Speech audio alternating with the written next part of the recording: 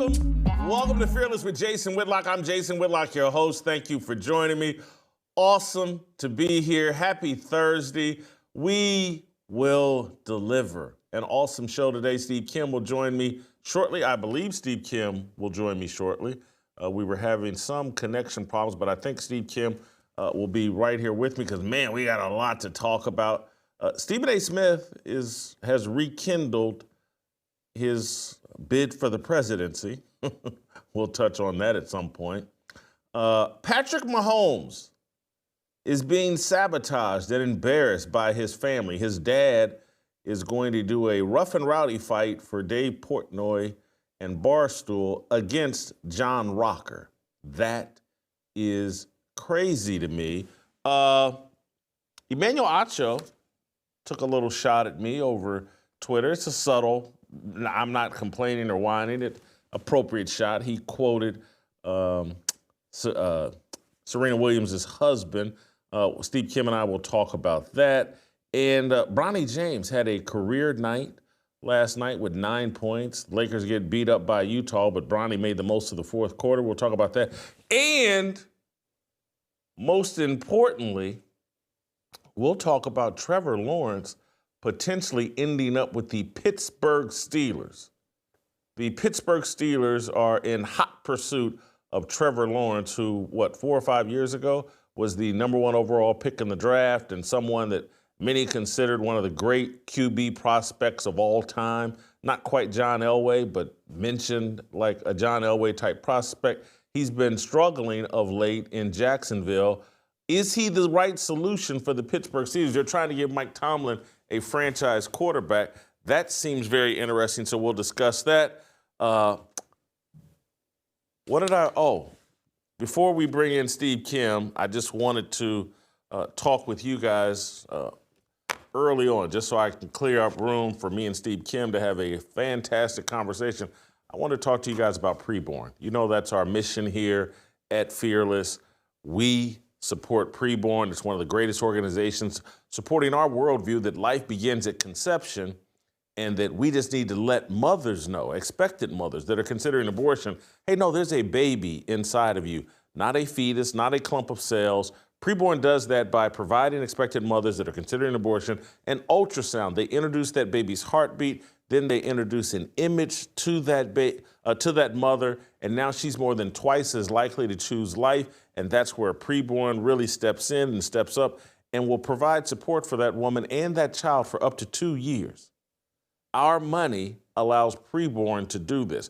We've been doing this now for a little more than 2 years, 2.5, 3 years almost. Dan Steiner, the founder, has been on this show several times. I've introduced you all to Dan Steiner. I know Dan Steiner, the founder. Our money's not being wasted. It saves babies' lives. And it's one of the greatest feelings you can have when you donate to preborn and know you're saving a baby's life or multiple babies' lives. What a feeling.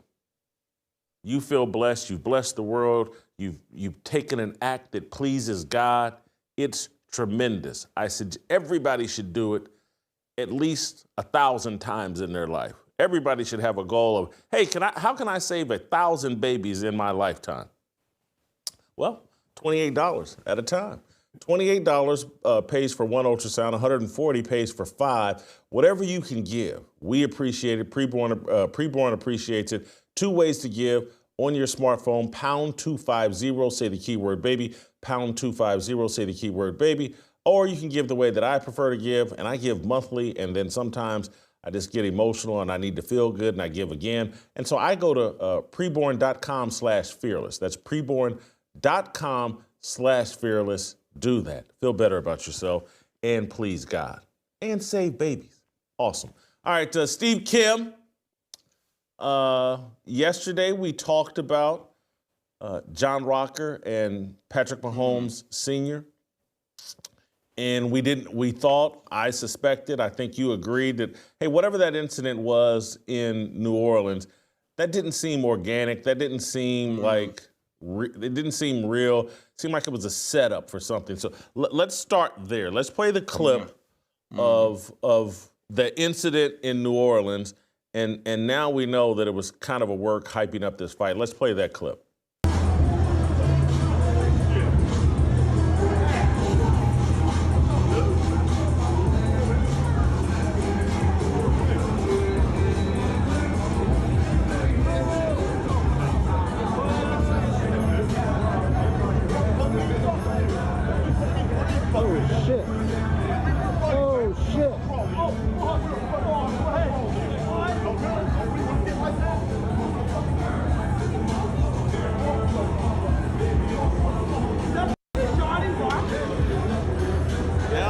To go to John Rocker's Twitter feed, and he's been tweeting about Patrick Mahomes Sr.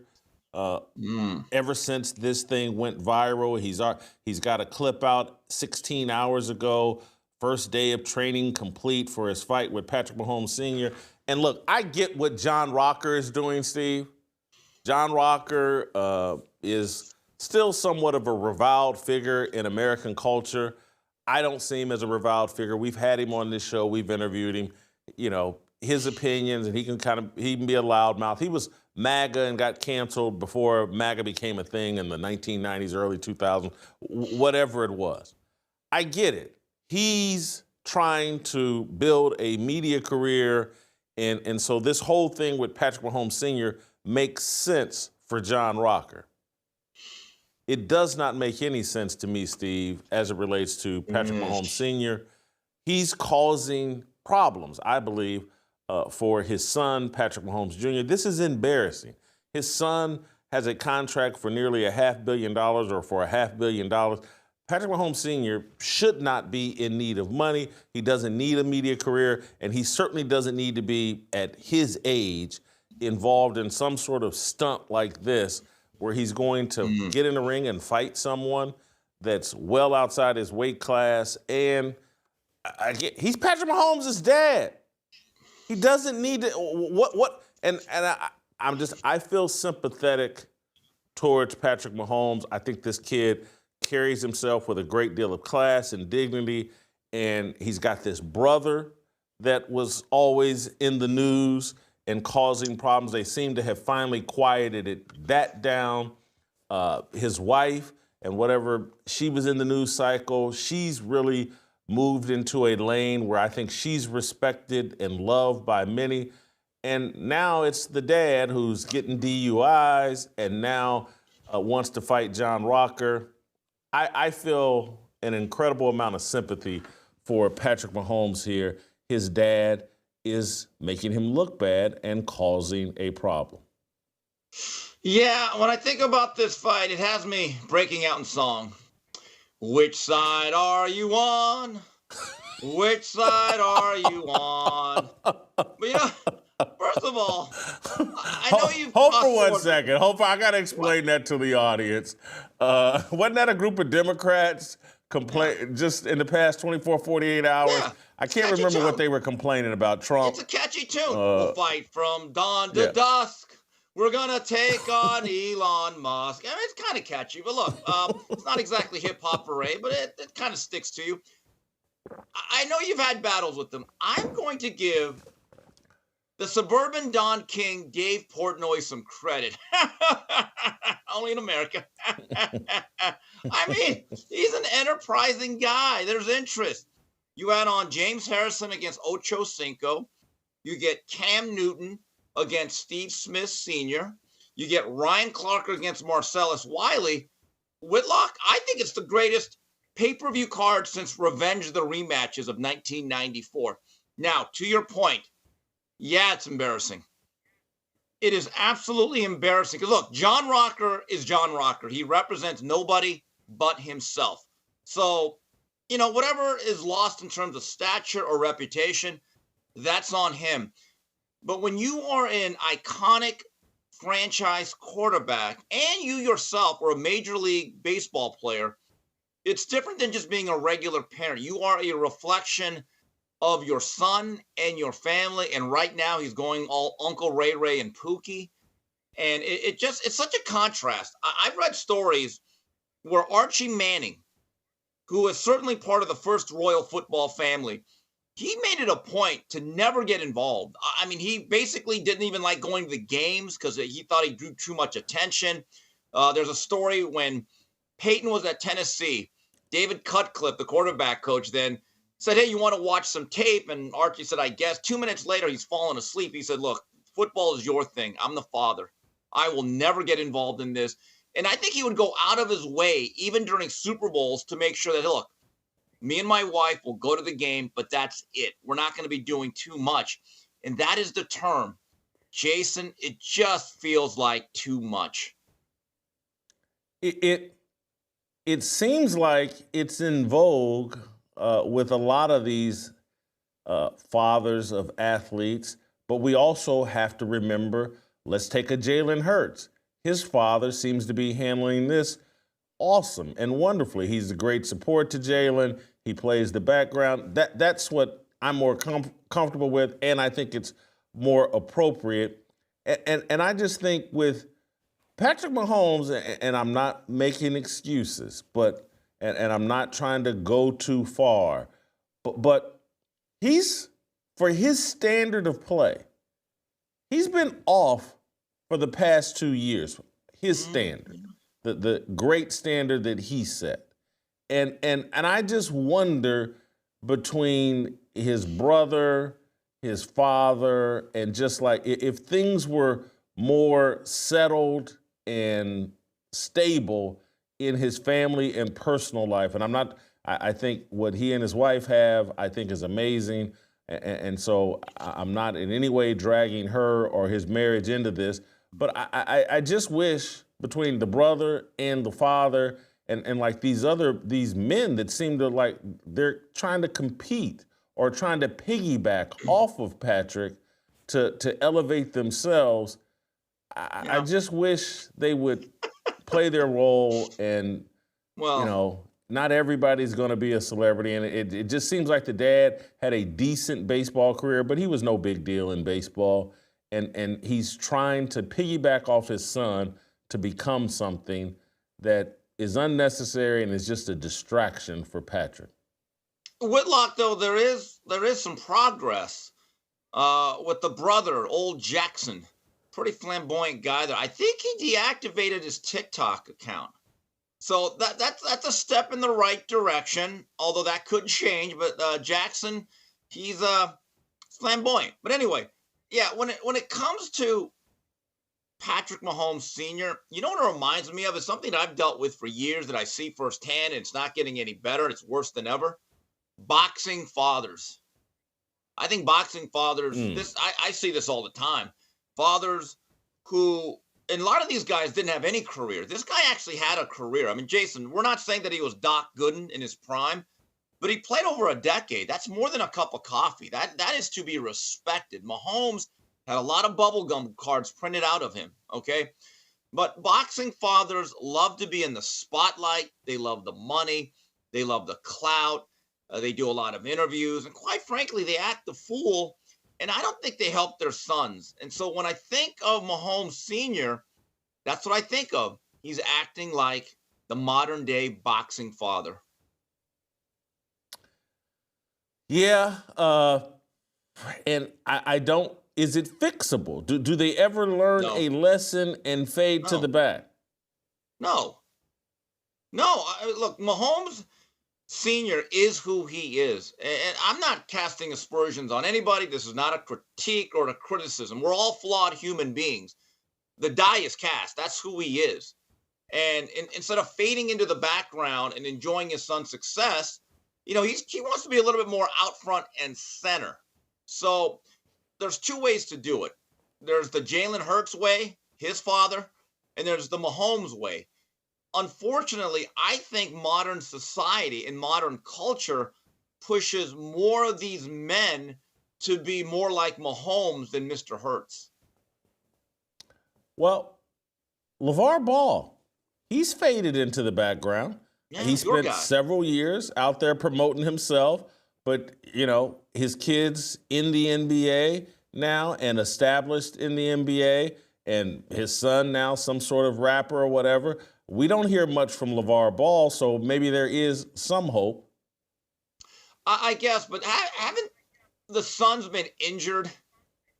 Isn't one of them more known for his music than his actual play? Look, again, I'm not an NBA aficionado anymore, but I get the sense that the Suns' careers, they've been okay, but they haven't overtaken the league the way I mean, LaMelo is probably a top 30 NBA player. If you know, Justin helped me out there, but yeah, I think did he make has he made an all-star team? Or let's take a look here. Yeah, he made one all-star team. Okay. And this year he's averaging 27 points a game, Steve. Yeah, he's averaging 27 points a game, and he's played 33 games so far. He's played 33 of 33 games. He started 33 games this year, so we're just coming towards the halfway point. So he's available. And I think Lonzo actually is having a decent season this year as well. I think, is he still in Chicago?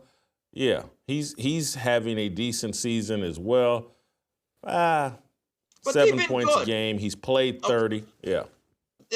So they're good, solid, bona fide NBA players, but they are not at the magnitude of Mahomes. That's the reality of that. No question.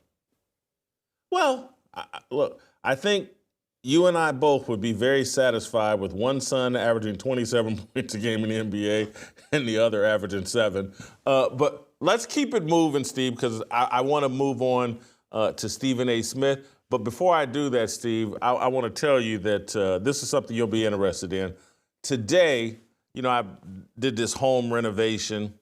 I'm still talking to Steve, but eventually I'll take Steve off camera. But Steve, I did this home renovation here in Nashville. It's a year-long process. And one of the greatest things I'm looking forward to is, I've built a home gym, like a real home gym. It's got my rowing machine. It's got my Stairmaster. It's got an exercise bike. I got my stability ball. I got a cold tub, the whole 9 yards. Today, my weightlifting equipment comes. What? They're delivering it later today. Yeah. Nah, it's not Bowflex. It's like some real stuff you'd see at a Nautilus? gym. Did you get the Nautilus stuff? You went old school, Nautilus. Nah, I think it's called Backdraft or I can't think of the name of it. But anyway, it's coming today. And I say all that to say I'm now going to go back to lifting weights because I used to be really strong. And the other day, Ball State strength. I used to be really strong. The other day, I got this California King bed, and I tried to lift up the mattress. And I was like, hey, this is a lot harder than I thought. My mind's still thinking I'm the same old Jason Whitlock, and I was like, man, I got to start lifting weights again. So your mind is telling you yes, but your body's telling you, oh, hell no. I get it. Exactly. So I say all that to say I'm about to put my reunion with Relief Factor to the ultimate test. Once I start lifting weights again, Relief Factor is going to be my best friend. If you want to live better, feel better, if you want to ease the pain of inflammation, Relief Factor is the way to go. I've incorporated it back into my daily routine. I think you guys should incorporate it. No, scroll up. I think you guys should incorporate it into your routine the other way. Relief Factor is a natural, holistic way to fight inflammation. It's 100% drug-free. It's a daily supplement that helps your body fight pain naturally. Developed by doctors, Relief Factor supports your body's response to inflammation. It doesn't just mask pain for a short time. It helps reduce or even eliminate it. It's safe to take daily. In fact, the longer you take Relief Factor, the more effective it is. More than 1 million people have turned to Relief Factor. I'm one of them. It's been great for my cardio workouts and all I do on the Stairmaster.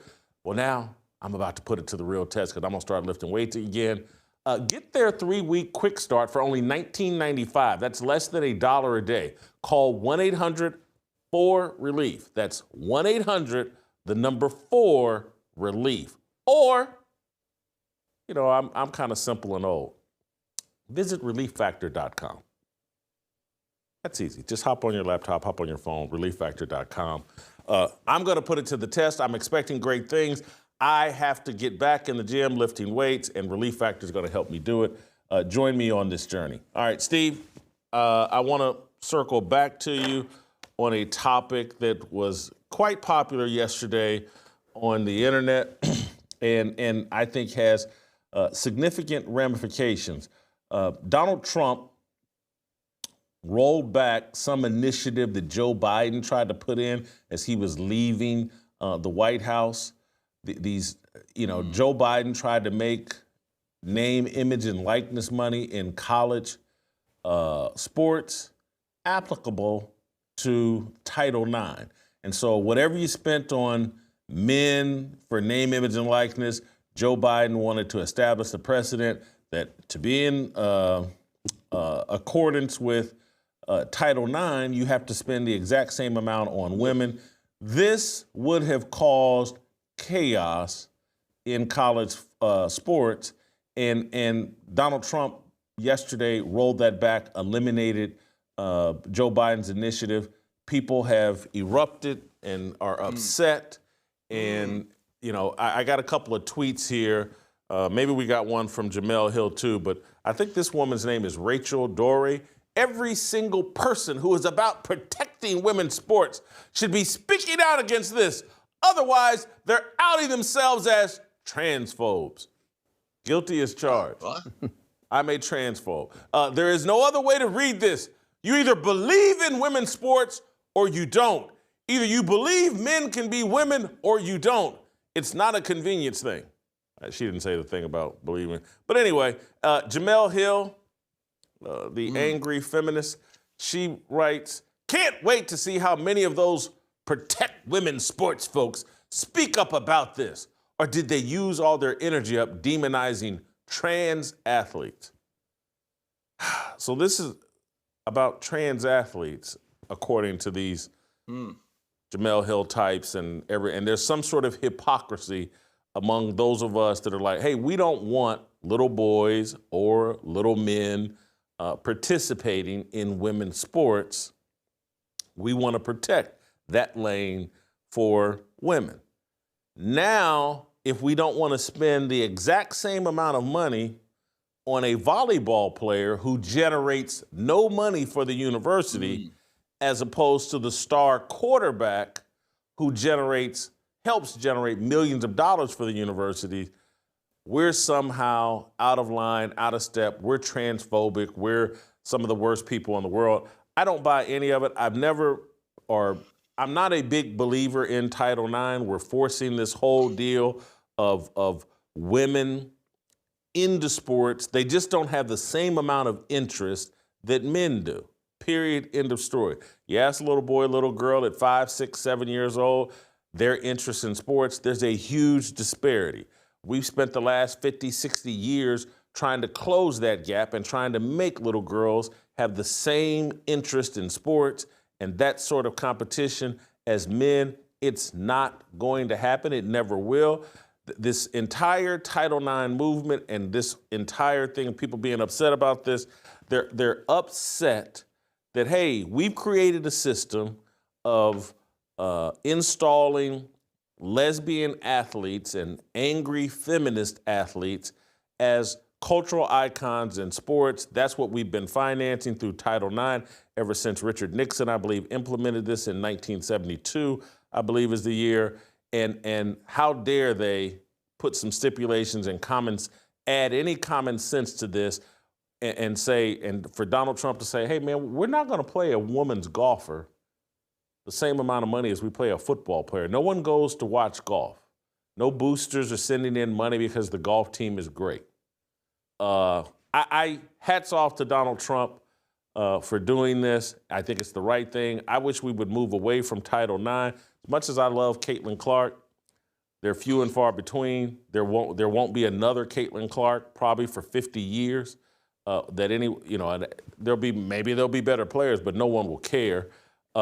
Anyway, your thoughts on what Trump has done here and the complaints from the Jemele Hill types? Well, once again, Don Quarius, John Tavius Trump. Wow. This presidency can't get any better. I am really not regretting anything that I voted for on November 5th. I'll just say this. Anything that's rescinded from the Biden administration, I will just naturally assume is a good thing for America. Also, anytime the words equity or equitable are attached to it is a bad thing. Okay? And Thomas Sowell talks about this a lot, read a few books last couple of months. Those things are basically designed to create an unlevel playing field in the favor of those who don't deserve it. Now, Jason, let me get the basic principles of what Title IX was intended to do. It was to make sure that female athletes had the same amount of scholarships and resources and money put into their athletics as men, right? That's basically what it is. In my view, football players deserve about 90% of the money. The bottom line is, a lot of these programs, without the football program and then also the basketball at times, there is no athletic program. There are no television contracts. The donations would not be the same. They pay the freight. In my view, them having scholarships is more than a fair deal. But here's the issue when it comes to NIL, and they're conflating the issue. The NIL is about a free market system, about once you have your scholarship, you get to play the games, but are you a popular enough athlete? So I happened to watch this show about the LSU NIL program throughout their athletic department. I think it was on Peacock. Saw about 3 episodes. The reality is this. If you are Livy Dunn, or if you're Jaden Daniels or Angel Reese, the NIL is about free market. It's about capitalism, and you can make as much money as possible, and that is deemed towards your value. To basically enforce companies to say for every dollar you spend on the starting quarterback, you have to spend on the softball player, it makes no sense. And this is a dishonest argument when they are once again putting in trans athletes. And as far as I'm concerned, I know this may be shallow. When people like Jamel Hill disagree with something, I naturally assume it's a great thing for America. That's the point I'm at right now. I love the fact that you started out talking about equity and equitable and those 2 words, because this is what the left is so good at. They define the conversation. It's like you'll create something, sports, organized sports, Christians, conservatives did this, and then they'll come in and say, yeah, I know you've created something that's about competition and it's about bringing people together through competition. It's about promoting ideas that support the meritocracy. But we're going to come in and say, hey, equity, that's the real goal. And things need to be equitable. And now everybody's having a conversation about equity instead of about competition and merit and sacrifice and Christian values and just all the things that were at the beginning of the organization of sports in the late 1800s and throughout the 1900s. They've changed it, and now the goal is, hey, are we equitable here? Well, and that's not the goal. It's never been the goal, and we sit around and participate in this, and I go back to what I said earlier, because what they've done, it shows up everywhere in terms of setting a standard of, hey, there's a group of people that don't have to get in at the starting line. They get results at the finish line that don't reflect what happened at the starting line. And so what I mean by that is, again, let's go back to 3rd grade. How many boys are interested in playing sports and how many girls are interested in playing sports in 3rd grade? I believe 52% of the American population is women. But I bet in 3rd grade, 4th grade, 5th grade, 80% of the people interested in playing sports are boys and 20% are women. So if that's the starting line, how do we get to the finish line and say, hey, this should be 50-50? And I've made the same argument as it relates to coaching and black head coaches in the NFL and these other sports.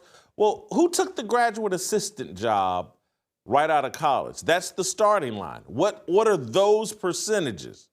Because when we get to the finish line, if 75% of the people at the starting line are white guys, or 90% are white guys and only 10% are black guys, how can I get to the finish line and go, oh, this should be 50-50? If I didn't enter the race, how am I going to get the same results as people that did enter the race at the starting line? The rejection of Title IX and equity, and we have to, these words that they just inject into the conversation, we have to reject them. Jason, Thomas Sowell wrote in Social Justice Fallacies, finished it up about 4 weeks ago. And he talked about equality is the true sense that everyone has the same opportunity. Equity is trying to ensure everyone has the same outcome. So we take it to this subject. It's like, look, the women's athletic departments at all these P4 schools or Division I, they have a right constitutionally to exist and to play their games. However, as a fan, you don't have the right to tell me to have the same amount of interest in them. I don't think most people do. So now you're trying to tell advertisers at the corporate level or local levels, if you're going to advertise and give our athletes NIL money, it has to be doled out 50-50. Well, if I'm the local coffee shop that wants to put a patch on a player or have a guy do an autograph signing, I'm going to be honest with you. If I'm in Baton Rouge, I want the football players and maybe a basketball player. And if it's Livy Dunn or Angel Reese, I take them. But that thing never seemed really to be logical, what Biden did. But then again, Jason, most of what that administration did had no logic behind it. Steve, I'm going to move on. I want to talk about another Democrat that wants to run for president. Not sure he'll be any better than Joe Biden. But before we do that, I want to remind you all about Roll Call 3.0. Roll Call 3.0 right here in Nashville, Tennessee. I need you all to go to fearlessrollcall.com. I need you all to join me here in Nashville, our annual Men's Summit here in Nashville. We have upped our game, upped Roll Call to a really elite, unique event that's appropriate for you men and for your significant other. On Friday night, we're going to have an amazing event featuring Tucker Carlson, myself, country music legend Jamie Johnson, comedian Steve Byrne. It's going to be amazing. Conversation between myself and Tucker Carlson. Jamie Johnson's going to sing some beautiful music. Steve Byrne's going to make you laugh. That's on Friday. You can bring your wife, girlfriend, significant other. Awesome event to start your weekend off on May 2nd. On May 3rd, we'll have our VIP breakfast. We'll have roll call during the day. We're going to inspire you, make you a better man. We've got Pastor Corey Brooks. We've got Pastor Doug Wilson. We've got Mervyn Mayo coming in to sing. We got E.W. Jackson. You guys remember E.W. Jackson from last year? He set roll call on fire. He's coming back, as is Pastor Anthony Walker, who's here with us every week, and Alan Jackson. It's going to be amazing. And then Saturday night, bring your wife to our post-roll call party. This party is going to be amazing. It's the perfect way to end roll call, perfect way to end your weekend, having spent it here with us, being uplifted. And as we connect as allies in Christ, fearlessrollcall.com. Once you hear May 2nd and 3rd, be there or be square, I think is what they used to say on Happy Days. Anyway, Steve, I'm going to return to you. And Stephen A. Smith. This man, he keeps going back and forth. Hey, I don't want to be president. I was just joking. Yes, I do want to be president. He's just trying to build up hype and interest in his presidential bid. I think he was on CNBC yesterday and went back at it again about being president or running for president in 2028. I believe this first clip is Stephen A. Smith on CNBC yesterday. Does any part of you want to run for office? I wouldn't say that. I mean, the one thing I don't want to do is run for office. I wouldn't mind being in office, but running for it is a problem. I'm not one of those dudes that's great at shaking hands and kissing babies, per se, and currying favor with politicians and donors and all. I'm not a beggar. That's not who I am. So I don't want to curry favor. Now, if you told me I could bypass all of that, and I can go up on that stage on national television for a presidential debate and to go against some of the people that I've seen, you name the time and place, and I'll show up. You tell me that I could catapult to the White House and I could be in a position to affect millions upon millions of lives, not just in America, but the world over. Yeah, that's something that I would entertain. Not because I think I know more than any of those people. Not because I think I'm more knowledgeable. It's because I know that my spirit is in the right place, that I'm intelligent enough to know what I don't know, to listen to smarter people in the room, and to have people surrounding me that are conscientious about what's in the best interest of this country and the best interest of this world. Do I believe that I could pull that off? Yes, I do. And so because of that, I would tell you I have no interest in being a politician. I have no interest in running for office. But if people came to me and my money was right, and I didn't have anything to worry about, and they said, Stephen A., we just want you to be in the White House, because that's the only office I would be interested in. I wouldn't be interested in being one of 100 senators, and I damn sure wouldn't be interested in being one of 435 congressional figures. But if you told me that I could be the president of the United States of America, I'm not going to sit up there and tell you that I would not strongly entertain that. Yes, I would. The sense of entitlement that he's willing to talk about there openly. Hey, if I don't have to earn it and I can be given it like I've been given this media career, yes, I'm interested in that. He is the embodiment of an entitlement and a nanny state that we have created, particularly amongst a certain demographic that I'm a part of, that, hey, if I don't have to earn it, if I can get the nomination the way Kamala Harris got the nomination, she didn't have to win any primaries. She got anointed into that position. And so he's basically saying, hey, we've already established in the Democrat Party, we'll throw out custom, tradition, we'll throw out democracy and just install someone as our nominee. If you're willing to do that for me, I will run. It's an amazing, bold, lack of self-awareness, and just it's what the Democrats have established among Stephen A. Smith, many black people. There's an entire, hey, I don't have to be qualified. I don't have to even be all that smart. I don't even have to know what I'm talking about. If you're willing to install me as a puppet, yes, I will put those puppet strings on.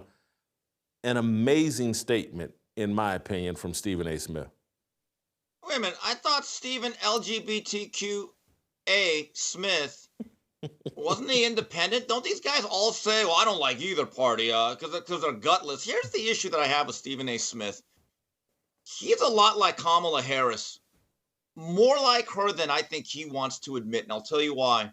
The deeper dive that you go into them and the more substantive answers you would want to get, to do, like, let's say a 2-hour, 3-hour interview with the Joe Rogan where you start talking about policies and philosophies, I think he'd fall apart. Stephen A. is very good at giving a soundbite, being very bombastic, playing to a live audience, creating a reaction. But Jason, here's the issue that I have with him overall, is cowardice. The bottom line is, for months at a time, he told everybody that he was a Kamala Harris supporter, overlooked all the faults, came out against Trump. Now all of a sudden he flip-flops and everyone thinks he's so insightful. Well, wait a minute. It's easy to do that. You should have had the guts to say, wait a minute, Kamala should not be our candidate. I'm not going to vote for it. And every time he makes a somewhat eye-opening statement politically, invariably he backs down or he does a makeup call to get back in the good graces of the left. That is gutless. That is not leadership. That is complete capitulation. That's the person you want to give your vote to. I actually have a lot more respect, even for people I completely disagree with, would say, I'm on that side and I'm sticking to it. That's it. You know what? I at least know where you're coming from. But Stephen A. Smith will always bend and bow to power because he has no constitution of his own. And the reality is, anyone can act now like they were the voice of reason and that Trump was just better and then Kamala Harris was an awful candidate. Right. It would have meant a lot more if you would have said that in June, July, August, October, and then maybe even the first few days of November. Saying it now is only really stating a fact that everyone else has really grasped at this point. That is not the stuff of leaders. So you've nailed it. I think cowardice is the right word. I also think he's a feminist and he's a matriarch. And I say that in all seriousness. What type of real man doesn't want to earn whatever it is he gets? And so he's following in behind Kamala Harris, Willie Brown's concubine, who slept her way to the top and got installed as the presidential candidate. And Stephen A. Smith is basically saying, hey, I want that too. I couldn't think of anything more unmanly. Hey, I just saw Kamala Harris. I just saw this woman sleep her way to the top. Hey, I want to do that too, is basically what he's saying. Install me, and I will pleasure any and everybody. We heard him on the LGBTQ. That's his allies. I just, Jason, Stephen A. thinks of him. Yeah. Do we know a single policy, position, or a governmental philosophy he has? We really don't. All he is saying is Kamala was terrible, and maybe Trump, I should have, and everyone applauds. And I'm like, okay, what does that really mean? I mean, look, say what you want about Donald Trump. He ran on certain policies. In the first month, he's doing every single one of them. Critics be damned. You know what? I completely respect it. And the fact that The View and the Joy Reids and that lady that looks like Mark Cuban are coming out against him every day, that lets me know, D, you're getting a 5-star Yelp rating for your presidential run right now. I love the fact he's standing on his square and he's keeping his promises.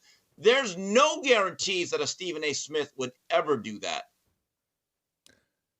Steve, you've nailed it in terms of Stephen A.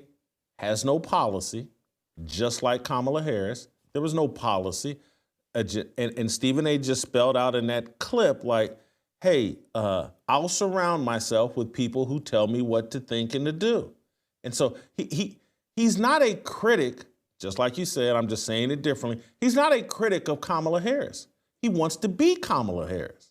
And I couldn't think of anything less manly than that. And this guy runs around like he's some sort of tough guy and he earned this and he earned that. And people think that I'm just picking on him and that I'm jealous. I'm not. Kamala Harris, they set a dangerous precedent and standard. Everything about Stephen A. Smith is fraudulent, all the way back to his high school basketball career, his college basketball career. He's been installed in the media.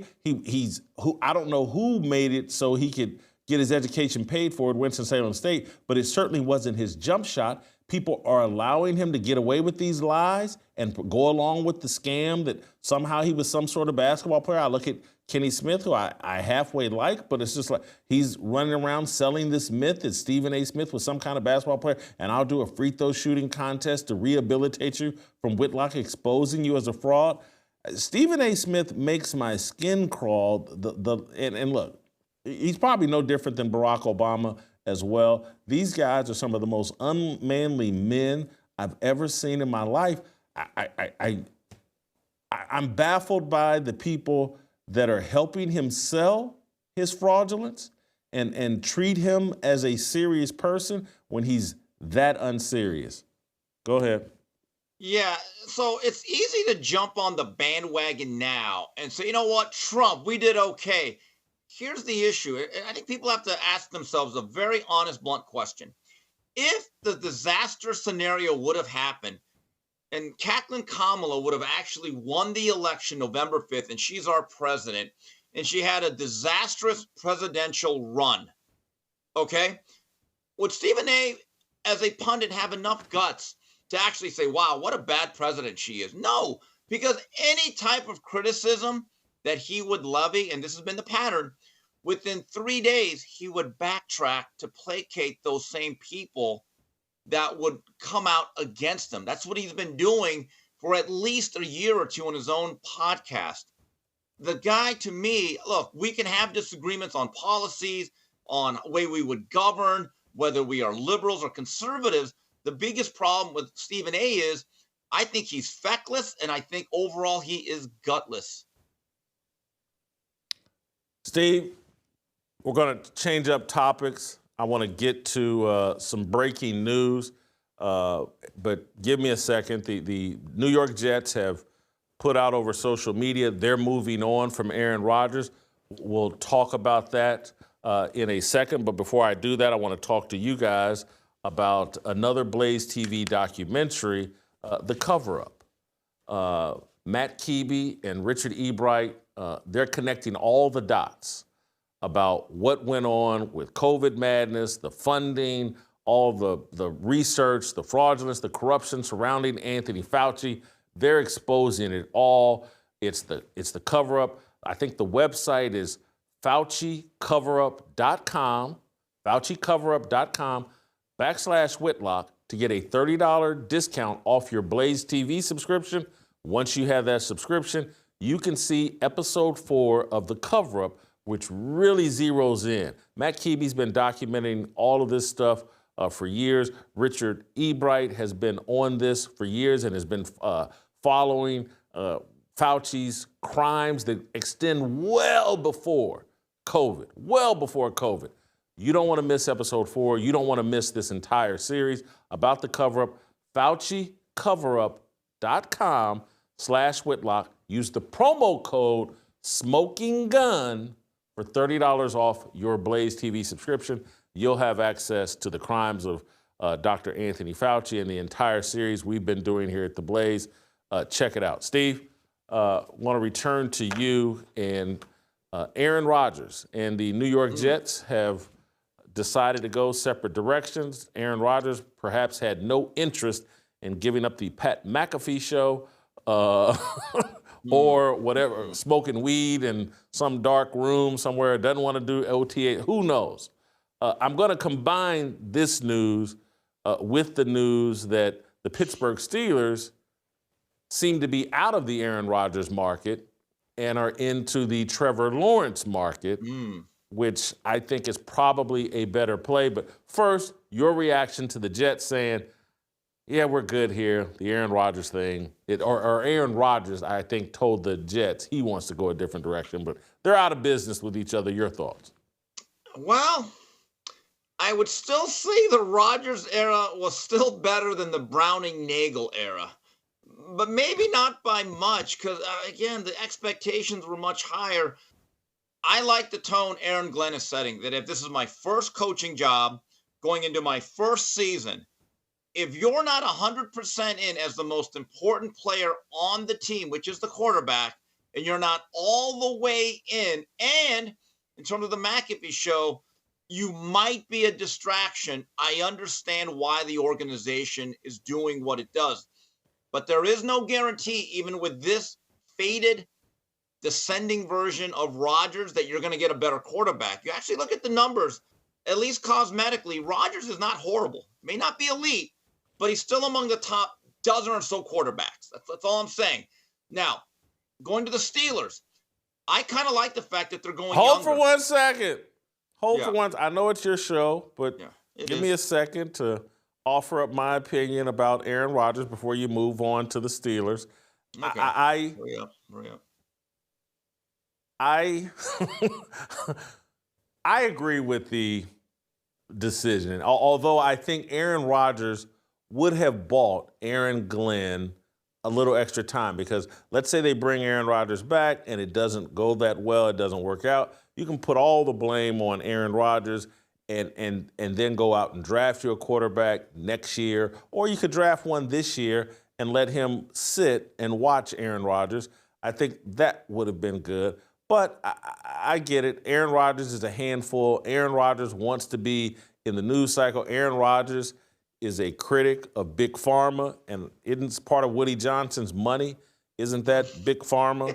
Isn't it? And so That's maybe awkward. this was a match made Awkward. in in pharmaceutical hell, and so I don't blame the Jets for, hey man, this whole McAfee thing and just controversy, we don't want it. But compared to some of the baggage a lot of these other athletes bring to the table, who knows? I'm sure in Aaron Rodgers, he has a side to his story as well. Now, Steve, as it relates to the Steelers and Trevor Lawrence. Trevor Lawrence hasn't been all that good the last 2 to 3 years. One man's trash is another man's treasure, I guess. One organization's trash they're going to have to give up, despite Trevor Lawrence's struggles, they're going to have to give up some draft picks, some good draft picks to land Trevor Lawrence. You like this?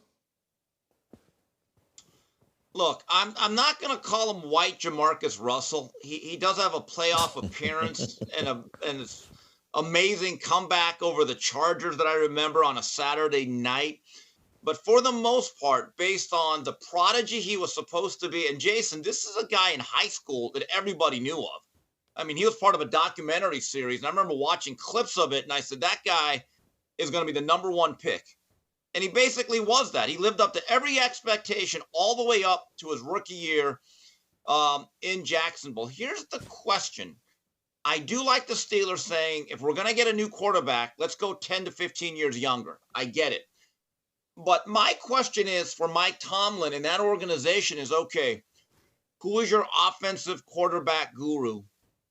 Who is that guy that is going to guide this young man to being a bona fide upper level, upper echelon QB? Let's go through history, Jason, because I lived through this. When Jim Everett was part of this huge trade where the Rams unloaded a lot of good players to the Oilers, they understood the next offseason. They hired a guy by the name of Ernie Zampese, who was the architect of Air Coryell and Dan Fouts. It worked out. You look at the Cowboys. The most important hire Jimmy Johnson ever made was in his second or third year. For Troy Aikman, he brought in a guy by the name of Norval Turner. Norv Turner basically turned the career around of Troy Aikman, something that he admits readily. So the question is, do they have an Ernie Zampese or Norv Turner in mind for Lawrence? And one other thing, Jason, do you really want to stick Trevor Lawrence with that head case by the name of George Pickens as your #1 receiver? I'm not sure about that either. No, that's a no. I'll take that as a no. Maybe Pickens is part of the trade package going back to Jacksonville if they can work this out. Can we think of any high draft pick quarterback that struggled kind of in his first 4 years that eventually evolved into something huge and big and significant? I don't know if I can. No. He played in the Pro Bowl 1 year. I think he threw 25 TDs and 8 interceptions in 2022. But for the most part, this guy's been really his career record is 22-38. Touchdown to interception ratio, 69 passing TDs, 46 interceptions. He hit 17 as a rookie, 14 in his third year, just 7 last year. His completion percentage for his career is 63%. This year, it was at 60.6%. Oh. You know him. You know him. A high pick that struggled early, but then put some good years together under different circumstances. You know the guy. You blocked the guy. Bingo. You know him. Yeah, but and people, again, maybe maybe he's a different version of Jeff George. Only thing I would say, I didn't, and you know his college career better than I do, but I do remember watching his college career. I've never thought he was that accurate of a passer. And so I never understood the whole Trevor Lawrence deal. I know he looked the part, the hair, the size, the athleticism, but when he threw the ball downfield, I just never saw the accuracy. And Jeff George is one of the most accurate passers in the history of football. when I remember Trevor Lawrence, people have to understand, Dabo Swinney made one of the guttiest decisions I've ever seen. He benched an upper-level classman quarterback. His name was Kelly Bryant. They had gone to the playoffs. They lost to Bama in the semifinals, but they had no threat of the pass. So Lawrence comes in as a true freshman, and I think it was the third or fourth game, Dabo Swinney said, I got to go with the kid. I got to go with Sunshine here. Kelly Bryant ends up entering the transfer portal. And if you watch that season, because I watched a lot of ACC football, okay, Trevor Lawrence looked like a prodigy. And if you go back, Jason, to the national title game, he absolutely sliced and diced up an NFL Alabama Nick Saban defense up here in San Francisco at Levi Stadium. I remember thinking, this is the LeBron James of college quarterbacks. Right now, as a freshman, he'd be the #1 pick. Now, his play did tail off, though, and people like Trent Dilfer that really know the game much better than I do will tell you, they thought that there were schematic and coordinator and coaching issues at Clemson as it related to the offense that impacted Trevor Lawrence. So now the question is, do those issues linger as you get Urban Meyer in that wasted first year? Again, if I am the Steelers, I better have my version of Norv Turner that can rehabilitate this young man. On the overall bad news front, in terms of who looks bad here with this Trevor Lawrence news and the Aaron Rodgers news, Steve, I think it's Butter. Butter got on this show very early on and bragged about being friends with Aaron Rodgers. They had dinner together and blah, blah, blah. Now Aaron Rodgers' career seems to be crashing and burning. The Steelers going after Trevor Lawrence sinks the Russell Wilson ship bandwagon that Butter was the driving on. So I'm not sure if there's any NFL GM-type prospect that looks worse than Butter right now with the collapse of Aaron Rodgers and the Steelers apparently moving on from Russell Wilson. Butter, can you defend yourself here? Well, Jason, that's why you started the Butter box a little early when I started here. But just for a little clarification for our viewing audience, I did say that Russell Wilson would not achieve a Super Bowl in Pittsburgh. So I said it would happen the following year or subsequently after Pittsburgh. So I'm still on point. Do you still believe that, though? Do you still believe that? Yeah. He did say that. He did say that, but at this point, maybe it's the Summer Football League. Is it called? What's the new Summer Football League? That's the XFL. The XFL. #1 pick there. I mean, jeez. Yeah, maybe he'll win a championship there. Okay, guys, you see Canada. My QB predicting, skills are coming to question here. Fair enough.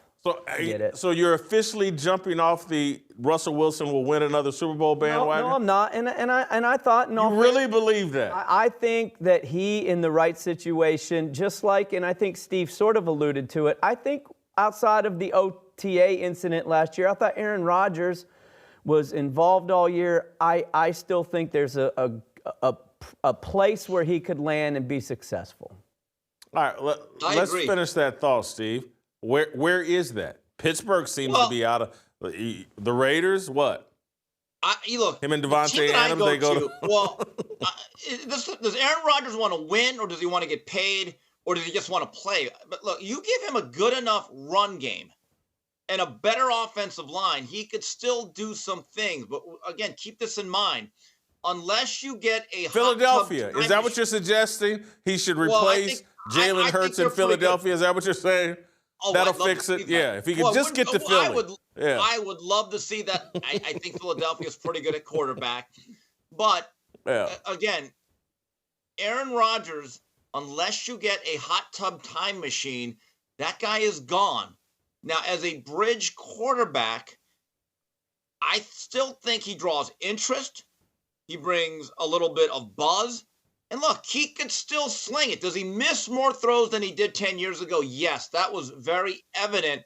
But that offensive line, I thought, hampered a lot of what you could do offensively in New York. And he came off of a major injury the previous year that took him out an entire year. And I mean, could someone name the team Just do that for me. Name the team. Where should Aaron Rodgers go to have this rebirth? Name the team. The Steelers aren't in. The Raiders, I get. Name the team. Seattle. Oh, I got it. They're not I have moving an off interesting Geno one. Smith. I got one. If you're not a full believer that your current quarterback, who's going to be coming off his rookie deal, is not worth $50 million, and you say, you know what, we'll go for a year or two. You know who I'm talking about? The Niners. I went all Coach JB West there. Coast. That's his idea. And the more I think about it, I'm like, if you don't think Brock Purdy is worth 45, 50, 55 million, it's not. I'm just telling you, in that offense, as long as they stay healthy and they're an older team, I'd be curious. Yeah, Aaron Rodgers probably has something in mind, a place, a destination, a team that has shown interest, and maybe it is the 49ers. They certainly, there's a little pressure on Kyle Shanahan, John Lynch, to make sure they take advantage of this window of great defensive players they had. And haven't we read that they're going to move on from Deebo Samuel, perhaps? Right. And so, yeah, they're going to need to make some moves. And I would be somebody that would consider moving off of Brock Purdy and going with Aaron Rodgers. I would consider that. Steve, I'm going to let you go. Enjoy the rest of your Thursday. Oh, wait a minute. Great job as I made a prop, by the way. Since we're not going to skip to it, in honor of Bronny scoring 9, did they do one of these? Did they take a picture? Anyway. There you go. That's our Bronny discussion. There we go. Bronny James, congratulations. 9 points in the fourth quarter. I think he made 2 or 3 3-pointers. Great job, Steve. The Trevor Lawrence thing came up. The Aaron Rodgers thing came up, so I bumped the whole Bronny James deal. Hey, make sure you're listening today through the rest of the show because tomorrow we're going to be playing Listen or Lose once again. Still time for you to sign up. If you want a chance to win $100 in Bitcoin from the Fold app, go to foldapp.com/Whitlock. Download the Fold app so that we can pay you if you win, listen, or lose. You can send Butter an email at lolonfearless@gmail.com right now. Butter spent all week working on the questions.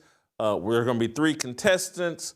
I think, are we allowing the returning champion? You got a returning champion coming back this week. Yeah, if you're the champion, we're going to let you stay on the contest until you actually lose.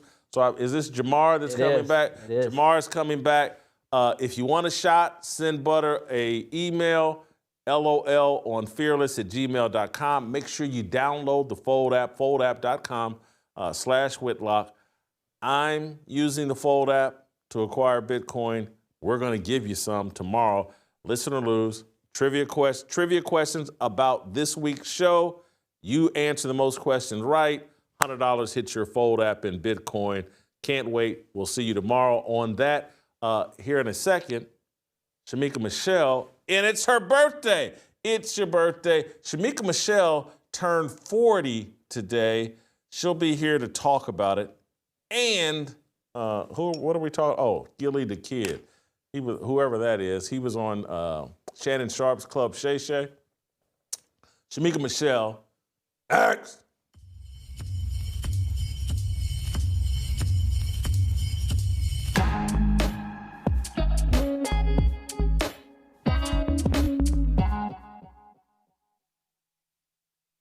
Welcome to Extra Fearless with Jason Whitlock. I am Jason Whitlock, your host. Oh my God, Lyndon Johnson, his thoughts are so disgusting. I can't believe you would engage with him. The celebration for being a slut have never been greater. Why do you choose Taylor Swift and why do you pick up a role as, let me help my woman undress on stage in front of an audience? When I look at people like Sexy Red or Cardi B that we prop up, now I see that the white community as well is just as fried. It does look to me like he made some eye contact with her and then just decided, nah, let me move on. The BET Awards, it seems like a psyop at this point. It's just Democratic brainwashing. Get in there and fight for all the things. Steve, that's it for you. I'm done.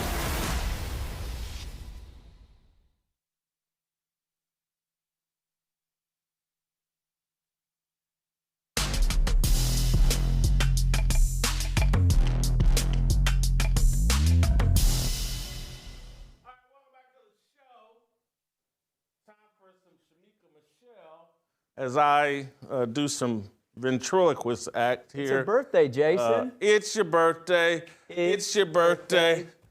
Shemeka Michelle turning 40, not looking a day over 30. Shemeka, welcome back to the show.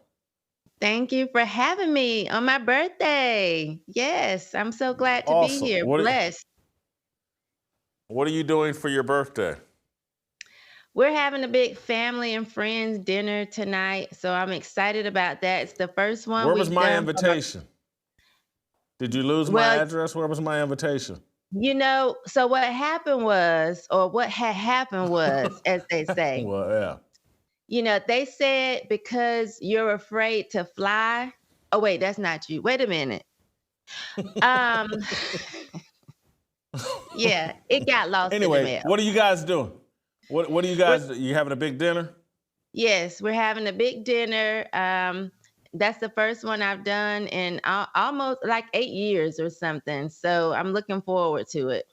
Just having a good time. Are you doing any cooking yourself? Do you cook? I do cook, and I cook very well, but no cooking today for me.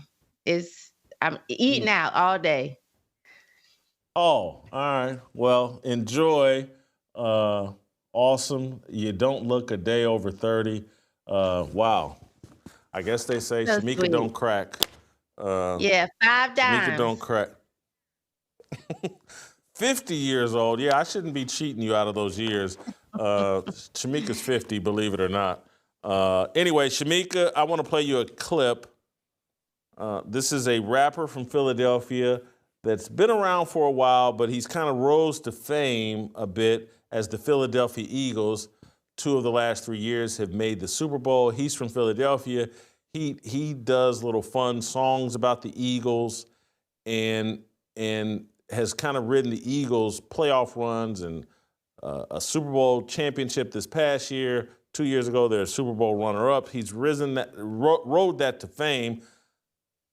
Club Shay Shay, Shannon Sharp, had him on yesterday or the day before, and Gilly has lost. He's 41 years old. He had a son killed by gang violence or gun violence, I believe, 2 years ago. He shared an interesting thoughts and perspective with Shannon Sharp. Let's play the clip. These kids is influenced by all the wrong things. Right. To shit that don't matter. These kids don't know no better. Right. These kids actually think that you can't make it as a rapper unless you killed somebody. Unless you did something out here in these streets. This is the mindset. Yeah. Why is the rap, why is that glamorized? Why is going to jail or I pull that iron out, I put that stick on something? Why is that glamorized? I have no idea. I told you when I was young, we glamorized the person that was getting money, the hustler. That's why rap names was like Gotti. Rap games, it was always somebody that was getting some money. Now, it don't be about no money or nothing. They'll kill you about an Instagram post. Right. You said you was gonna slide, you ain't slide yet. Right. Now I slid. Look, are you serious? Slide, I think, is some kind of slang for violence or fighting or something. I can't keep up. But it's comical to some degree because, you know, again, he's known for these big hats. He started that fad. But he's sitting there saying, you know, it was about getting money. That's why guys called themselves Gotti. Well, he's talking about John Gotti, the mobster, who specialized in killing people. And it's like, these guys are all clueless. To some, but it is fascinating as he talks about the degradation of rap music, but he doesn't know that he's actually participated in it and has participated in convincing so many young black men that being a rapper is a good career choice. It's the most deadly profession in all of America.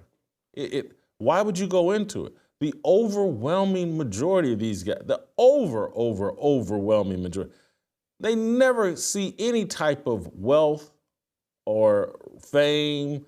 They don't make a bunch of money. Most of these guys are broke and they're wearing fake gold chains.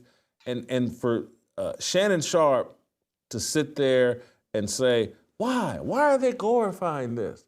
And them not saying, well, because the record executives and the people that run the music industry, this is what they require. It's not like these guys sit around. I mean, it's a group of idiots, and we're acting like this group of idiots that are tatted up everywhere are sitting around in some music executive's office saying, hey, this is what I'm going to rap about. No, they do what they're told. And Shannon Sharp's lived long enough and is old enough to know that the music industry demands that they make that type of music.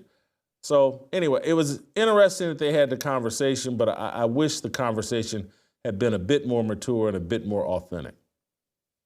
Yeah, Jason, from my understanding, what I've learned is that Gilly the Kid actually wrote for Lil Wayne and Cash Money Records, so he is very familiar with that. I'm told that that's how he got his fame. When Lil Wayne did a diss song on him, he kind of rode that, wave into fame. That made him famous when Lil Wayne ended his rap career. That's why when you said this morning, he peaked at like 120 something on the charts, Lil Wayne stopped him from going any further. So he does know this business. I mean, and he does know about the rap game and how it actually does harm people. And so does Shannon, because Shannon knows, he's old enough to know Kim, who Ice Cube got a beat from, he's still married to her to this day. So he knows that what they put out is not always what it is. And so many times these rappers put out these lifestyles that they are not living. As you said earlier this week, Snoop has been with his wife for almost 30 years. People would have no idea about that because what did he say? Bees ain't S, but hoes and tricks. It's hard to even make the statement without saying the word. But this is what they put out there. Although at home, they have one of those so-called bees that they're making a life with. But people of today, the youth of today, they don't know that. People don't know. As I've said before on this show, I wanted to be a gangster bitch because that was a song that was out. So at 18, I'm running around saying I'm a gangster bitch, and just bobbing to the music, toting a 9, because this was the music that was out there. I wasn't raised to be a gangster. Although my mother had me at 15, I had a very good life. I was in theater. I was in gymnastics. I twirled the baton from the time I was 6 years old, went on to be a certified coach for the American Majorette Association. This is what I did. I was a twirling coach. So they put out this lifestyle, and these kids listen to this music every single day, and they go into this thinking, I gotta be a gangster. Meanwhile, the rappers aren't even living that lifestyle. Their kids are going to private schools. They're living in gated communities, but they're putting this music out here for our youth that are listening to it day in and day out and killing each other. Listen, it's Shannon Sharp, Gilly the Kid. They've been around long enough to know what they can and cannot talk about. And they can't talk about who's actually running the music industry and what the stipulations are and the path to success.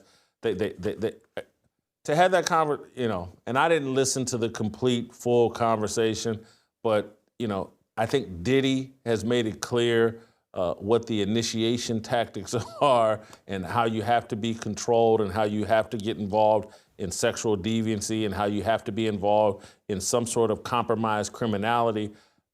It's what's sad is like the adults who have an opportunity to educate people and young people on what's really going on, educate parents on what's really going on. We pass on that opportunity because, again, if Shannon has that conversation about what the rap industry is really about, Club Shay Shay will eventually go away.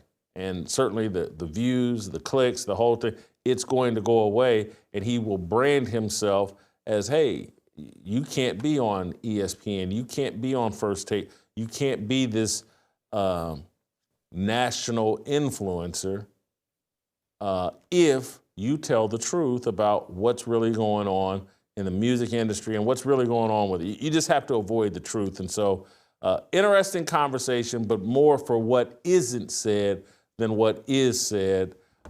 Just wanted to bring that up. Go ahead. Final thought from you. I was going to say, because so many older adults are still trying to be in their 20s. When you look at men that are 45 and 50, they're trying to wear the skinny jeans with the wide waist. It doesn't even look right on you. Women my age are trying to dress like the 20-year-olds instead of actually telling these young girls the right way to go. You know, you don't want to be putting yourself out there on display. And if you have, as I have, there's a time to cover up and to be classy and to say, look, I made it through, but you may not have that same grace. You know, having babies by this man and that man, life is going to be hard for you. But instead of women reaching back and telling young girls the truth and what it really is, they're saying, yeah, get that money. Ain't nothing going on but the rent. They're telling these young girls the wrong thing. And so we're looking and we're seeing generations after us fall apart, as we talked about yesterday, embrace degeneracy because nobody's leading them in the right direction. When you look at the Bible, when it says, and Abraham begat Isaac and Isaac begat Jacob, you don't see it saying, and Sarah begat Isaac and Rachel, but you don't see that because begat means to bring forth. It takes a man to bring forth another man. And we're not having that. We're not doing that. The Bible tells the older women to teach the younger women how to be wives, how to live, how to walk and carry themselves. We're not doing that because we're still trying to hang with the 20-year-olds and be them. You know, I intentionally took a birthday picture that was more classy this year. Of course, we know what my book cover is, but I intentionally took one to be more classy when I could have went, hey, look at me, I'm 50, I still got it, and been half naked. But I'm trying to do better and be more responsible and teach the younger girls, grow up. Teach the women my age, grow up. It's time for us to reach back and help these young girls have a better life, have better direction. And men and women alike have to do that. Stop trying to be young. It's time to teach. Passing on wisdom is the greatest gift an older person can do for a younger person. And that kind of summarizes my problem with the conversation between Shannon and Gilly. They're both old enough to pass on wisdom. They're refusing to. Shemeka, thank you so much. Enjoy your birthday. What's on the menu? Oh, you said you're going out to eat. You're not. Yes, no one's cooking. Going to an Italian restaurant. So Italian food. I always say I'm Black, Italian, and Asian. So it's always going to be one of those when it comes to me. Yeah. I think I'm McDonald's, Wendy's, and Pizza Hut. All right. Thank you, Shemeka. We will play tomorrow, and we will see you tomorrow.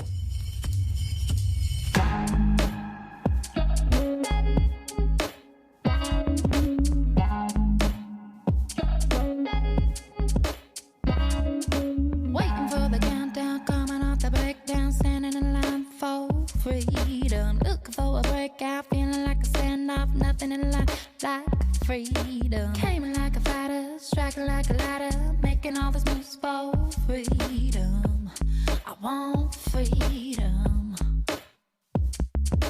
No negotiation, my sister, no relation. We all just wanna have freedom. Sitting on a corner, never been alone. I'm breaking my back for freedom. Blessed, we are living, get back. We are receiving, all deceiving. We all wanna be free. We want freedom. I just want, I wanna be. I just want, I wanna be. I just want, I wanna be. I just want.